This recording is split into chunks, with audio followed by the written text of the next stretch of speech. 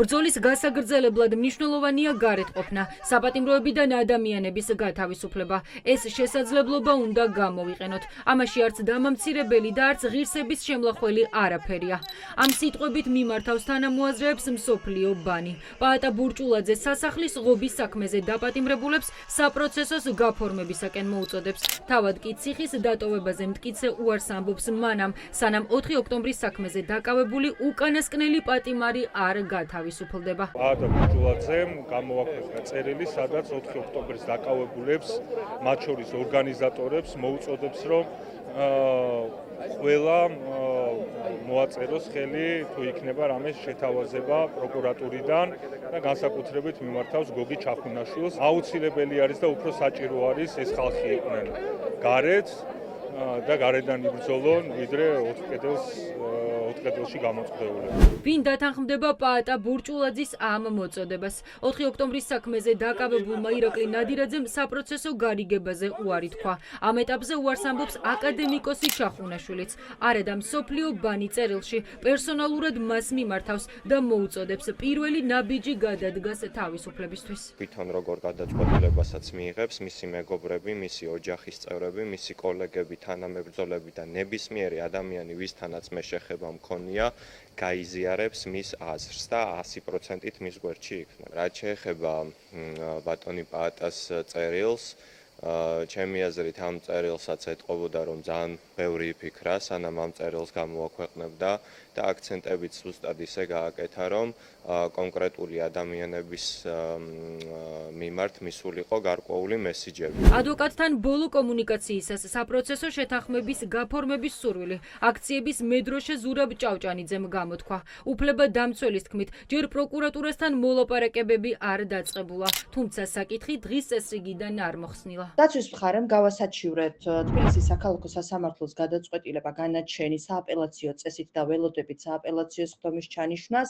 ამასთან ერთად ბოლო კომუნიკაცია, როდესაც მქონდა ზურაბ ჭავჭანიძესთან, მან განმარტა, რომ სურდა საპროცესო შეთანხმების გაფორმება, თუმცაღა მოგიხსენებათ, სანამ არ მოხდება პროკურატურასთან სრული მოლაპარაკება და შესაბამისი პირობების გაგება, რთულია ვთქვათ, რომ რა გადაწყვეტილებებს მიიღებს ბატონი ზურაბ ჭავჭანიძე. ამ ეტაპზე საპროცესოს გაფორმებაზე კატეგორიულ უარს ამბობს კონსტანტინე კოკაია.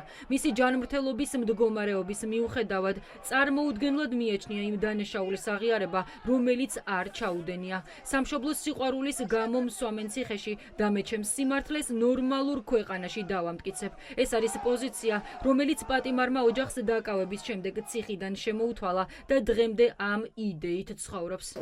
საპროცესო შეთანხმებაზე, რადგან მას არ უღირს გარეთ ყოფნა იმ დანაშაულის აღიარების ფასად, რაც არ ჩაუდენია. საპროცესო დათანხმების შემთხვევაშიც მამაჩემის ნებისმიერ გადაწყვეტილებას პატივს ვცემთ და მის გვერდით ვდგავართ მთელი ოჯახი. იმდენად მხნედ და შემართებით არის, რომ ჯანმრთელობაზე ორიენტირებული აღარც არის და არც გვესაუბრება ჯანმრთელობის პრობლემებზე. მქონდა მე ერთხელ მცდელობა, რომ გადავაფიქრებინო, რადგან დაუმძიმდა ჯანმრთელობის მდგომარეობა და ძალიან ისეთი პრინციპული უარი მივიღე მისგან. საპროცესოზე უარს ამბობს 40 წლის მანუჩარ მიქელაძეც. აქციის მონაწილეს ბორკილები 6 დეკემბერს მაშინ დაადეს, როდესაც ავადმყოფი დედის სანახავად ბათუმში იყო წასული და მას შემდეგ 4 კედელშია გამოკეტილი.